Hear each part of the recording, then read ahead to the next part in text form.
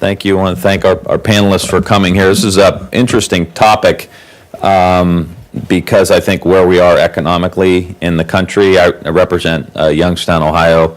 Mr. Ripko here is my constituent, and he also puts a yard sign in his yard for me, so full disclosure. No, I'm kidding. The economy's changing so much, and what we've tried to do in Youngstown in Northeast Ohio is how do you convert these older manufacturing centers? We had rubber in Akron, the rubber industry in Akron, and the steel industry in Youngstown, and for 30 years we kind of flailed around and tried to figure out, a lot like Pittsburgh, what we were going to do. And 15, 20 years ago, a group of people started coming together to figure it out and how we get on another track, how we diversify our economy but still maintain and utilize the power of our manufacturing legacy.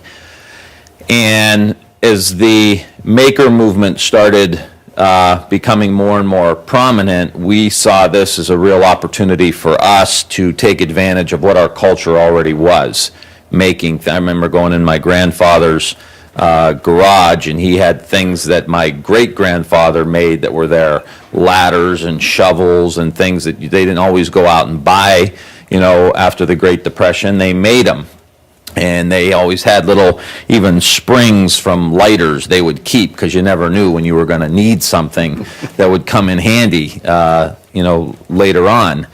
And this mentality still is around in I think, the older industrial areas and really in the country. So this movement, to me, is about, okay, we know manufacturing is good.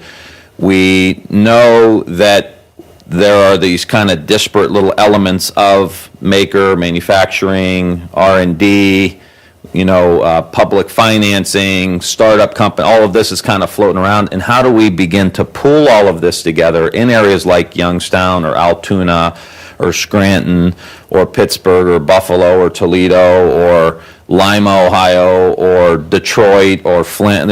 You get the picture. We've got to grow our way in these older industrial areas. We've got to grow our way out of the economic inequality we have. And you get to that point through innovation. You get to that point through making. So we had yesterday, Etsy was here. And most of you know what Etsy does, and they're a very decentralized group all over the country making clothing and all kinds of different paraphernalia, and not drug paraphernalia, probably some drug paraphernalia, but they're making these things all over the country, and they're starting their own businesses. And so it's important for us to recognize that 40% of new jobs that are created come from the top 1% of startups. So if we're going to help areas like ours, like the ones I represent and probably the ones you represent in some way or are trying to help, we've got to focus on startup businesses, and we've got to create a culture through our education system that honors innovation, that begins to educate in the STEM area, STEAM area, to make sure that these kids coming up through recognize entrepreneurship and innovation is a great part of how we're going to grow our economy. This is not some soft side show to the broader economy. This is the future of our economy. And we've got to start focusing on it now. And that means with our education system, we need to not only promote STEM, but we need a home economics 2.0 concept in our schools. We need a shop class 2.0 in our schools. We need to think differently about what we're teaching our kids on how to function in the world, our students how to function in the world.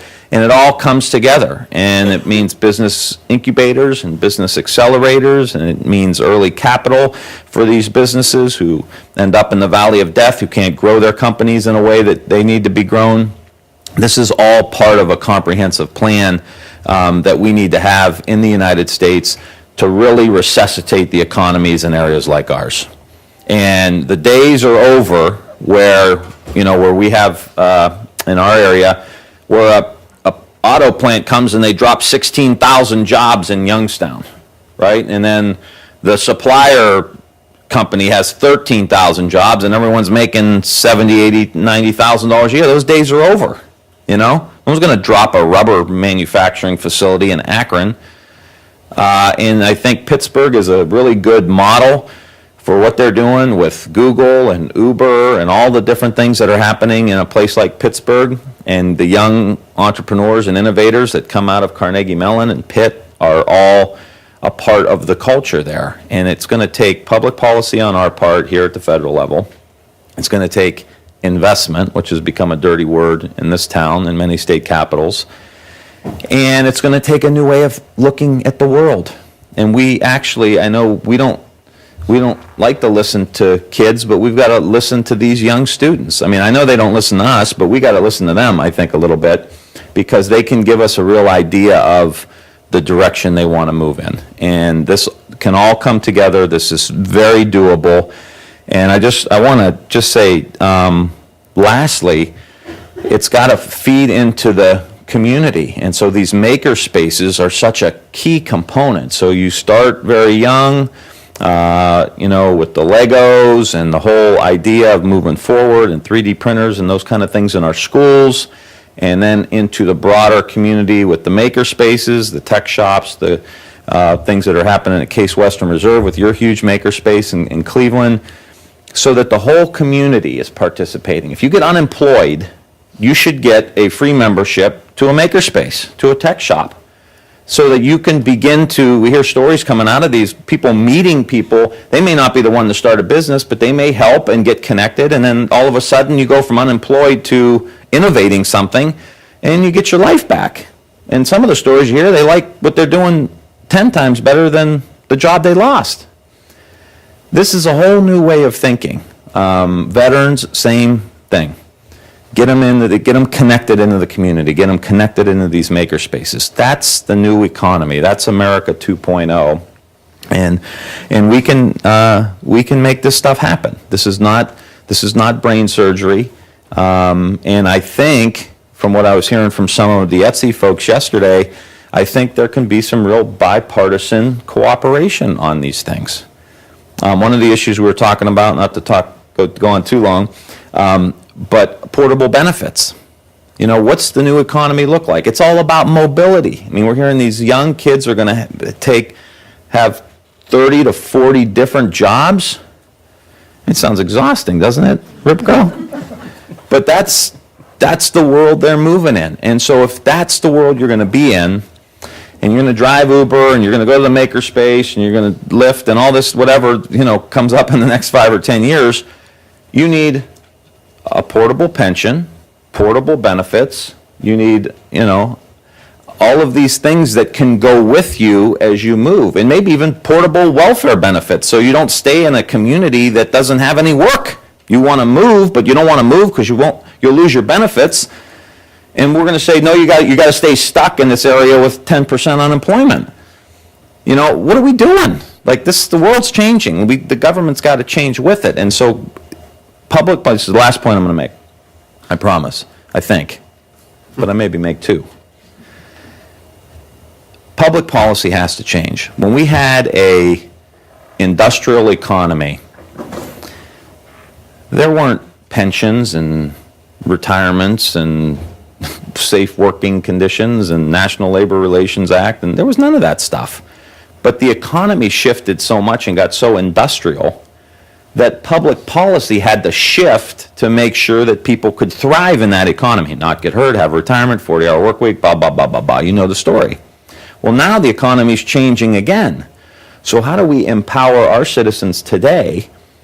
We've got to shift these public policies that are going to allow them to grow and prosper, and that means portability in everything that they're doing. So we got their back, and we can figure this out wherever they go. We have 313 million people in America. We're competing against 1.3 or 4 billion in China, 1.3 or 4 billion in India, whatever the numbers are, global economy. We got to make sure that all 313 million of our citizens can get on the field, put the Team USA jersey on, and be able to go out and create and innovate and create value and wealth in our society. That's our responsibility here.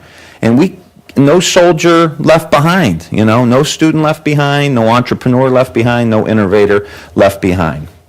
That, to me, is what this is all about. This is about making a new economy, creating a new economy. So we appreciate you being here. We got a great panel.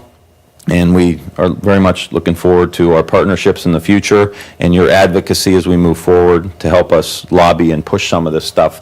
Like I said, I feel like we can get Tea Party, Republicans, and progressive Democrats on some of these issues as we move forward. Thank you so much.